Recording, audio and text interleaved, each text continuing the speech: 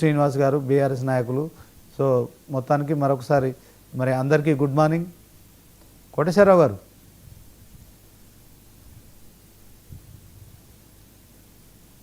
శ్రీనివాస్ గారు చెప్పండి. Sir good morning sir. Good morning. Good morning. Bachchu Srinivas గారు మీకు కూడా, తాడూరు శ్రీనివాసు మీకు కూడా గుడ్ మార్నింగ్. గుడ్ మార్నింగ్ అండి. Good morning. కోటేశ్వరరావు సార్, ఖచ్చితంగా సెప్టెంబర్ 30 లోపు తెలంగాణ సర్కార్ అయితే స్థానిక సంస్థల ఎన్నికలకు సిద్ధమవుతున్నట్లు తెలుస్తోంది. సో దీంట్లో మరొకసారి ఏదైనా అడ్డంకులు ఉండే పరిస్థితి ఉంటుందా?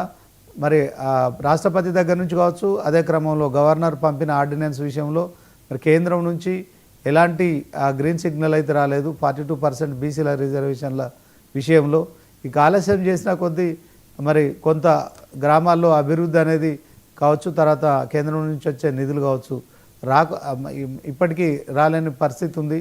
సో దీంట్లో గ్రామాల్లో అభివృద్ధి కుంటుపడుతోంది, పారిశుద్ధ్య పనులు కూడా పెండింగ్ పడుతున్నాయని చెప్పి బీఆర్ఎస్ ఆరోపిస్తున్న నేపథ్యంలో సో ఎలా ఉండబోతుందంట? ముగ్గురు శ్రీనివాసులకు గుడ్ మార్నింగ్. మీకు కూడా ఇప్పటికిప్పుడుకైతే ఇప్పుడున్నటువంటి పరిస్థితిని బట్టి కేంద్రం నుంచి కానీ గవర్నర్ నుంచి కానీ రాష్ట్ర ప్రభుత్వము 42% రిజర్వేషన్లకు పంపినటువంటి ఇవేవి కూడా వచ్చేటువంటి అవకాశం ఏమీ లేదు అన్నది స్పష్టం. ఎందుకంటే ఇప్పుడు సుప్రీంకోర్టులో జరుగుతున్నటువంటి వాదనల్లో కేంద్ర ప్రభుత్వం ఏం చెప్పిందో మనం చూసాం. దాని మీద ఎలాంటి నిర్ణయం తీసుకోకపోవడం కూడా అది సరైందే, దాన్ని తిరస్కరించినట్లే అనేటువంటి భావంతో కూడా అక్కడ సుప్రీంకోర్టులో కేంద్ర ప్రభుత్వం వాదించింది. అందువలన దానికి తెరపడినట్లు చెప్పాలి. అయితే రాష్ట్ర ప్రభుత్వము జీవో ద్వారా లేకపోతే ఇంకొక పద్ధతుల్లో అటువంటి ప్రయత్నం చేస్తే అది కూడా నిలిచేటువంటిది కాదనేది నా అభిప్రాయం.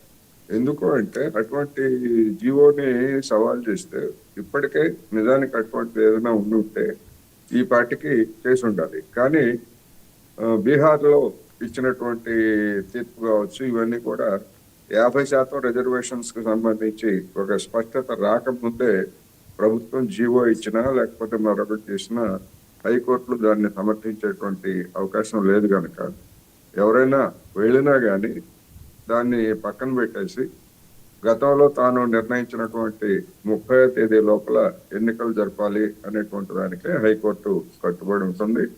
అందుకనే సైమల్టేనియస్ గా జీవో అనేటువంటిది రాజకీయ ప్రయోజనాల కోసం లేదా ప్రత్యర్థులు చేస్తున్నటువంటి దాన్ని ఎదుర్కొనేందుకు కాంగ్రెస్ కార్యకర్తలకి ఒక అస్త్రంగా ఇవ్వడానికి జీవో జారీ చేయొచ్చు తప్ప ఆ జీవోతో నిమిత్తం లేకుండానే ఇప్పుడున్నటువంటి రిజర్వేషన్స్ ఎంత శాతం ఉన్నాయో ఆ మేరకు రిజర్వేషన్స్ తోటి ఎన్నికలు జరుగుతాయి అనేటువంటిది నా గట్టి అభిప్రాయం.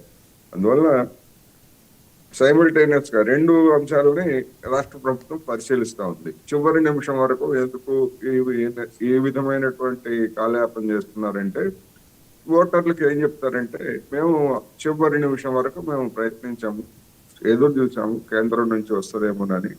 అటువంటిది ఏమీ రాలేదు కనుక మేము అనివార్యమైనటువంటి పరిస్థితుల్లో మా చేతుల్లో ఉన్నటువంటి దాన్ని మేము జీవో జారీ చేశాము. అది కూడా కోర్టులో ఫలానా విధంగా వచ్చింది.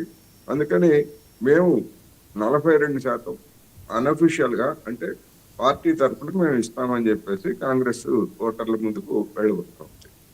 ఈ ఎన్నికలు కనుక జరగకపోయేట్లయితే ఇప్పటికే కొంత నష్టం జరిగింది. నష్టం అంటే కేంద్రం నుంచి రావాల్సినటువంటి నిధులు కేంద్ర ప్రభుత్వము ఎన్నికలు జరపాలి అనే దానికి ఎన్నికలు జరిగినటువంటి వాటికి మాత్రమే మేము నిధులు ఇస్తామనేటువంటి కేంద్ర ప్రభుత్వం విధించినటువంటి గడువు అది సరైందే. కేంద్రంలో అధికారంలో ఎవరున్నప్పటికీ అది సరైందే. ఎందుకంటే ఏదో ఒక పేరుతోటి స్థానిక సంస్థల ఎన్నికలను వాయిదా వేయడం అనేటువంటిది ఏమాత్రం సమర్థనీయం కాదు. అందువలన ఆ లింక్ పెట్టడం సరైందే. ఇప్పుడు ఆ లింకు అనివార్యంగా ఇప్పుడు ఎన్నికలు జరపకపోయేట్లయితే గ్రామాల్లో పంచాయతీలకి స్థానిక సంస్థలకి నిధుల రాక అనేటువంటిది ఆగిపోయి అంటే రాష్ట్ర ప్రభుత్వం ఇవ్వక కేంద్ర ప్రభుత్వం నుంచి వచ్చేదాన్ని ఇవ్వనివ్వకుండా అడ్డుకునేట్లయితే అది రాష్ట్ర ప్రభుత్వంలో ఉన్నటువంటి అధికార పార్టీకి ఇబ్బంది కలిగించేటువంటిది, లేకపోతే జనం కూడా ప్రశ్నించేటువంటి పరిస్థితి వస్తుంది. అందుకని అనివార్యంగా ఎన్నికలు జరుగుతాయి అనేది నేను ఈ సందర్భంగా చెప్పదలుచుకున్నాను. Okay sir, thank you sir. ఒకసారి బచ్చు శ్రీనివాస్